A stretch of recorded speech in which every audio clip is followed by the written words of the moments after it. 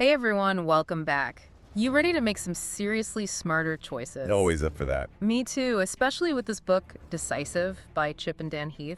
It's seriously a game changer for, well, decisions, those choices we make every single day. Right.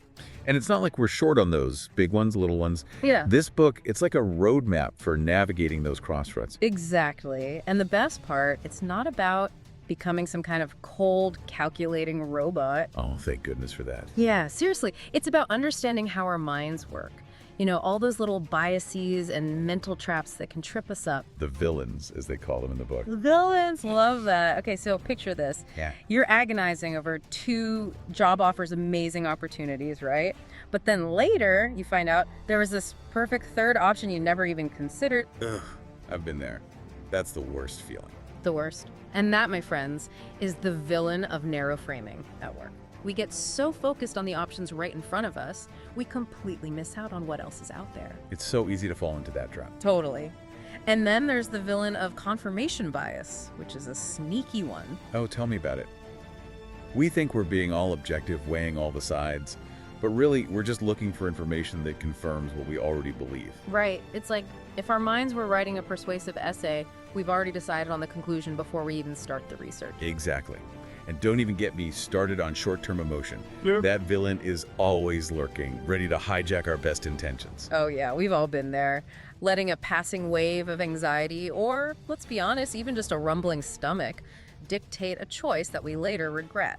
The worst. Like ordering a greasy burger when you know you'll feel terrible afterward, but in the moment. In the moment, it feels like the right call. Ooh, and what about the overconfidence villain? Oh, that one's a classic. Strutting around thinking they know it all. Overestimating our abilities, underestimating the risks, and then wondering how things went so sideways. It's almost comical if it weren't so frustrating. All right. So we've got these villains identified, but how do we actually fight back? They sound pretty tough to beat. Well, the good news is the Heath brothers give us some pretty awesome strategies for doing just that. And honestly, just being aware of these villains, just being able to spot them is a huge first step. Awareness is key, right? Totally. Right? But then, to actually combat something like that narrow-framing villain, they suggest asking yourself some really powerful questions. Instead of getting stuck in that this or that trap, try asking yourself, is there a way I can have both? Or even, what would my successor do? Ooh, I like that successor question. That's good. Right. It instantly shifts your perspective, forces you to think long-term, strategically, instead of just reacting to whatever's right in front of you. Love it.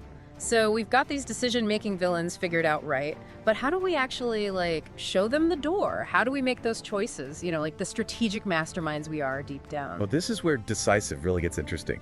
The Heath brothers, they introduced this concept called multi-tracking. Multi-tracking. Okay, I'm picturing like a recording studio, laying down some sweet vocal harmony. Right. Not quite, but I like where your head's at. It's about exploring several different options at the same time. So instead of just going with your first instinct or getting stuck in that this or that dilemma, you're considering multiple possibilities simultaneously.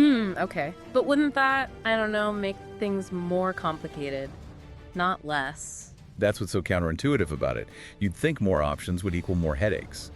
But actually, multi-tracking can make things simpler. Okay, I'm listening. Convince me. How does juggling multiple options actually make decision-making easier? All right, think about a time you got really attached to one solution, one idea. It's easy to do, right? We fall in love with our own brilliance. Been there, done that. Right. And then what happens? We start defending it. Even if a better option comes along, we're emotionally invested. But with multi-tracking, you're less likely to get stuck in that trap because you're not so attached to any one path. You're more open to seeing the pros and cons of each option. You're thinking more objectively. Okay, that makes sense. It's like diversifying your investments. You're not putting all your eggs in one basket. Exactly.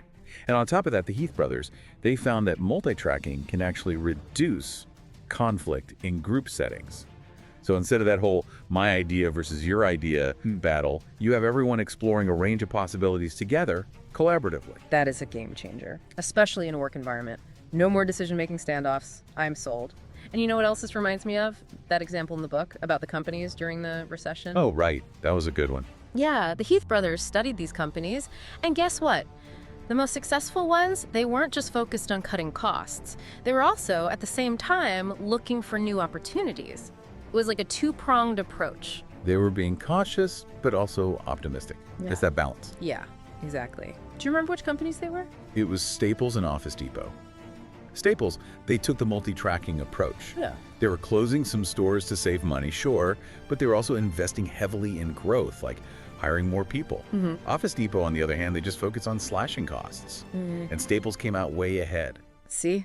Multi-tracking in action. But how do we actually apply this to our own lives? Like, I get it for big companies, but this feels big. That's the beauty of multi-tracking. It works whether you're deciding on a major career change or just figuring out what to have for dinner. Think about a time you were starting a new project, any project. You were probably excited, but also a little cautious, right? That natural mix of emotions, that's multi-tracking in action. So it's about embracing that tension, that both-and mindset. Exactly. But, and the Heath brothers do point this out, you don't want to go overboard. Too many choices, that can be paralyzing. Choice overload is a real thing. So true. So how do we find that sweet spot? Like, how many options is too many when it comes to multi-tracking? Well, they talk about this 4-window rule in the book, which I think deserves its own deep dive. Agreed. Another time, perhaps. But for now, the key takeaway is to find a number of options that feels expansive but manageable. You know, one of my favorite things about this book is how it encourages you to look for inspiration everywhere, like you're a decision-making detective. Totally. It's about being curious. Instead of getting stuck in your own head, you look around and see what's working for other people. Right. And sometimes the best solutions are already out there. We just need to be open to seeing them. Speaking of which, did you love that story about Sam Walton, the Walmart guy? Oh yeah, getting those business insights from truck drivers at 4 a.m. Yeah. Classic. Talk about thinking outside the box. But it makes sense, right? Like, who knows more about what's really going on than the people on the front lines? For sure. And that's something we can all do. Look for those bright spots, those unexpected successes. But here's the thing. Don't just celebrate the win.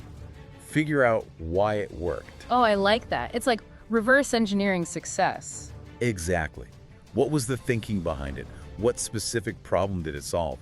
And here's the kicker. How can you apply that same thinking to something completely different in your life? Ooh, that's good. So it's not just about copying the solution, it's about understanding the thought process behind it. Exactly. Which reminds me, we can't forget about ooching. Ah, yes. Ooching. Such a funny word. It is a funny word, but it's such a powerful concept. For anyone who hasn't read the book, ooching basically means experimenting before you go all in on something. Less talking, more doing. Exactly. The Heath brothers, they have this example I love. This entrepreneur wants to hire someone to head up a new division, right? So instead of just doing a bunch of interviews, he gives the candidate a real-world test. I remember this one.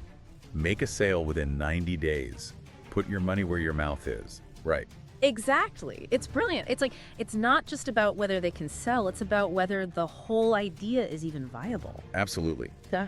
And it forces everyone to be honest about the potential challenges. No more hiding behind fancy presentations. And speaking of real-world data, what about those base rates we talked about? Like, knowing the statistical likelihood of something. So important.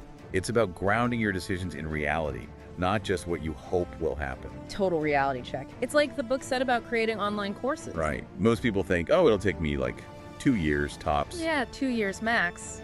Piece of cake. But the data, it actually takes way longer, like 8 to 9 years on average. Whoa, see, that's why you've got to ooch. You've got to test those assumptions. Test. And, you know, sometimes even asking the wrong question can lead you in the right direction. Wait, really? How so? Okay, let's say you're thinking about filing a lawsuit. Instead of asking your lawyer, can I win this case? Which, let's face it, invites all sorts of biases and predictions. Yeah, it's basically asking for a crystal ball reading at that point. Exactly. Instead, try asking, what tipped the scales in similar cases in the past? You're basically asking for the base rate.